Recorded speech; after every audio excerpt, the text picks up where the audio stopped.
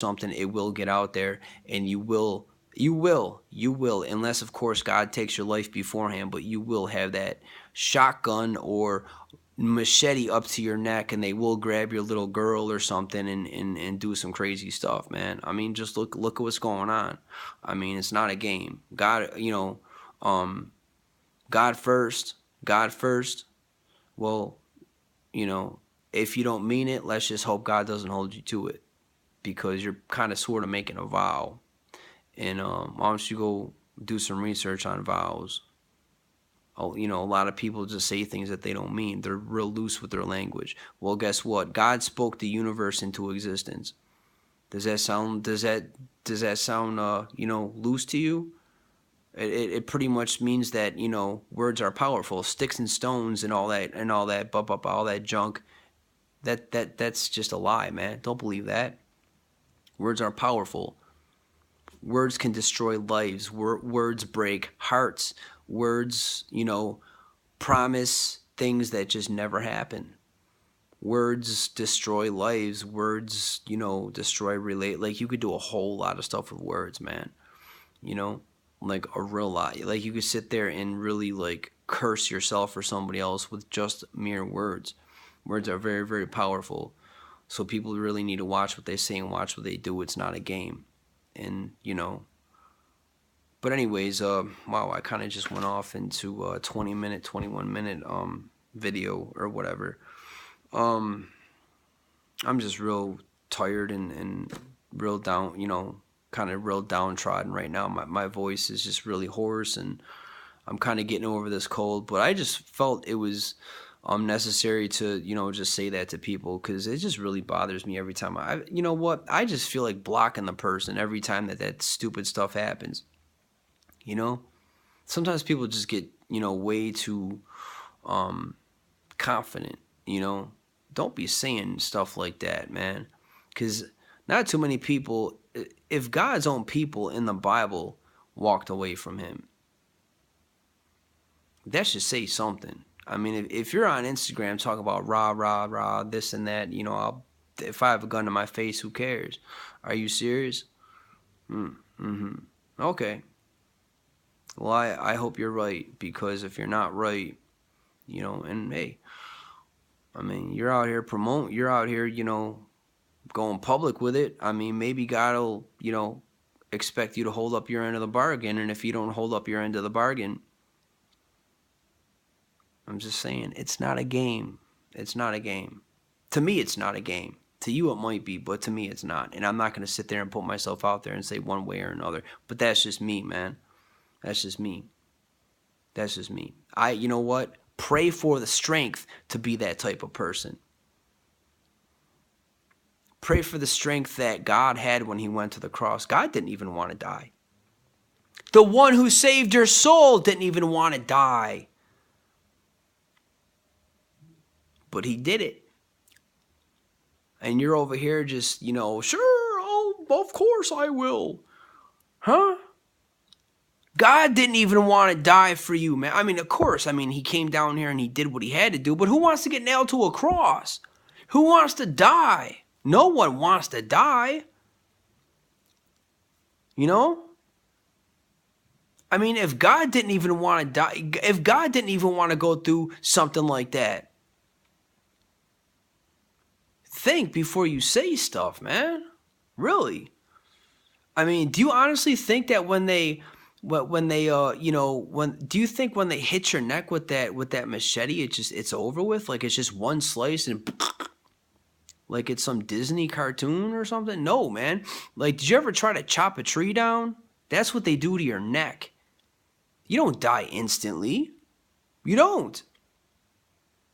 It takes work to do that. Even if it takes 45 seconds, I'll guarantee you that 45 seconds is going to be like 50 years, man. Yeah. You don't die instantly. You don't. You don't. I'm telling you, you don't die instantly, man. I used to think that. I was like, what? I mean, you know what? I mean, At least they die instantly. No, it's not the way it happens, man. They just whack and the whole time you're feeling it, man. Blood squirting out everywhere, and your eyes are rolling in the back of your head, and you're just like, I'm gonna die. It's not a game, man. Really. I mean, you people need to just chill out and start being real about stuff and stop, put away the pom-poms, man. And start praying more and come on now. That's all I'm saying. I'm not trying to be a jerk. I'm just like trying to wake people up, man. Just be honest about it. Like just cut it out, man. But yeah, James chapter 1, verse 18. And again, there's people, somebody watches this video. People are so prideful nowadays. They're afraid to admit that they, I mean, if you're watching this video and you're that type of dude, or girl or whatever, you're probably just like, well, he might be uncertain, but I know I'll stand for Christ. Well, Peter thought the same thing. Why don't you go back and and I think it was in Matthew, like towards the end of Matthew somewhere. Why don't you go read about that? And God knew he was lying. He says something like, Peter, would you ever deny me, or something like that? And Peter said, no, I'd never deny you. Okay. Yeah. Think, man. Just put away the pride. Stop being so prideful and just be honest about it. Because that day's coming. And if you have a hard time putting away the pride to just come to your senses and be like, dude, this is not a game. It's not a video game. I can't just hit restart whenever I want to. If somebody has a gun to your head and they say, renounce Christ or die, there's no pausing the game. There's no saying, okay, I'm frustrated. I'm just going to hit the power button and walk away. It's not a video game. It's real life. And treat it as such. And you're not just talking about, first of all, you're talking about your soul. You're talking about anybody around you, people around you, your family. You're talking about God himself. You're talking about your eternal destiny, man. Let's say you do take that bullet for Christ. And then they rush up in your house and snatch up your little girl and tie, do all that weird stuff I was talking about earlier. I don't want to reiterate that. That's just nasty. But it's true, though, so I wanted to put it on there. I'm not going to hide from it, man. It happens. Every day. It's probably happening right now, man. Really. I mean, come on now. They're murking us every day, man.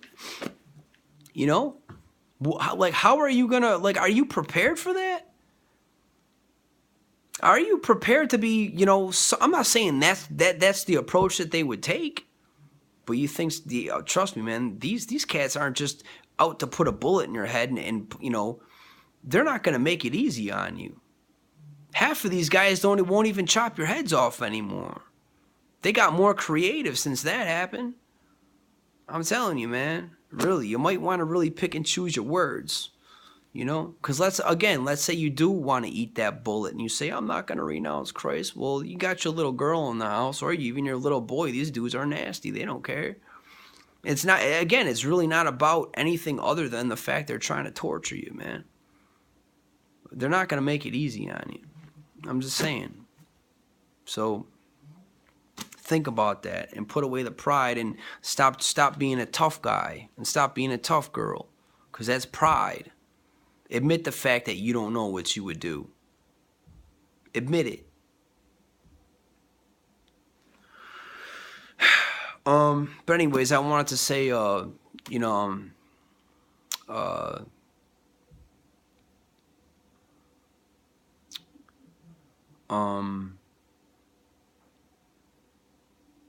just wanted to say that, like your identity, it says here, let me read this verse. It says, he chose to give birth to us by giving us his true word, and we out of all creation became his prized possession. So, again, see God yourself. I'm not here to, twist verses or anything like that.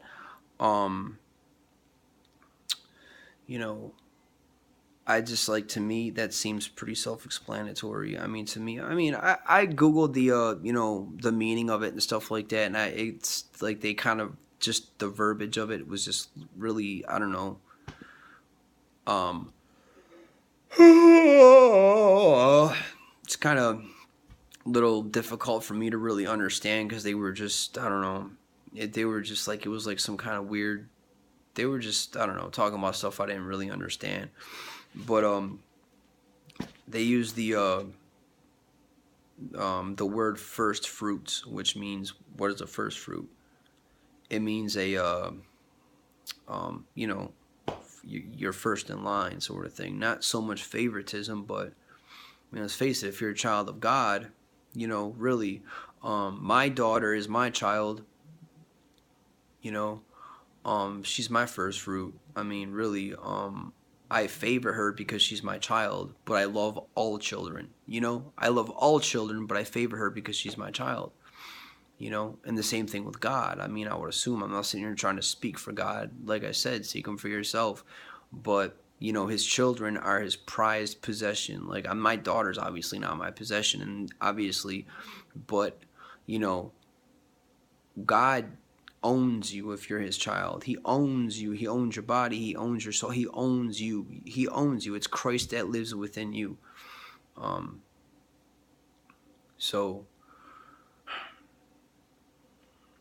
I mean, I guess that's all I really wanted to say. Like, I kind of went off on some other stuff, but I mean, I felt it was necessary because it's just, I don't know. When I do these videos, I kind of just like, one thing leads off into another. I'll attempt to just stick on one topic, and then I'll think of something else. I'll be like, yeah, I better mention that, and then that'll lead off into something else, and before you know it, it's a half an hour. But whatever. This video was very, very important. I think whoever watches it should probably benefit from it. The stuff I was talking about God first and all that stuff. And look, I am not in any way sitting here saying that I wouldn't take a bullet for God. All I'm saying is that we need to put away the pom-poms and get real. Okay? Stop saying stuff that you don't mean. All right? And God's not going to sit there and fault you and for saying, hey, God, look, I don't really know what I would do because I'm not in that circumstance. But can you do me a favor? That when that time comes, can you just strengthen me so when that does happen, regardless of, whoever my kids are at the time or whoever I'm putting in danger or whatever, there's people, hang on, I got to get some water. I'm sorry. I'm getting over a cold. Hang on. Dude.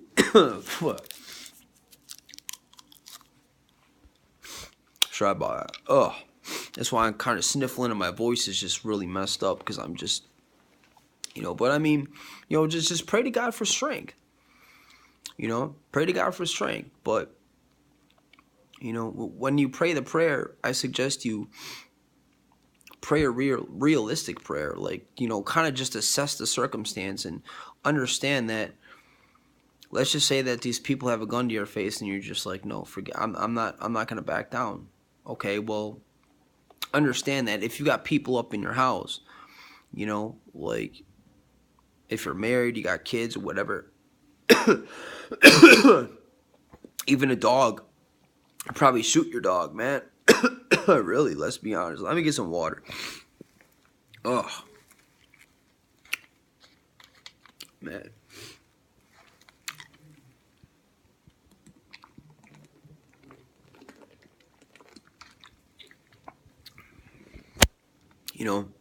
If it's one example I learned from Peter, and I believe it was Peter who did this, don't say stuff you don't mean, man. I mean, he repented and he was forgiven, but it's just the point. It's just, that's what I took away from that. And I see a lot of Peters out there. I see a lot of people that when it comes down to it, I don't know who the people are, and I don't know, but come on, man, out of 20 or so comments, how many of those people do you really think are ready to eat a bullet when it comes down to it, really?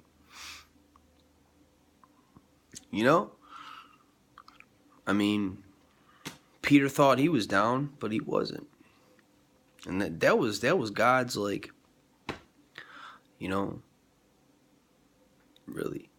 That was his own, you know, that was his follower, you know. I mean,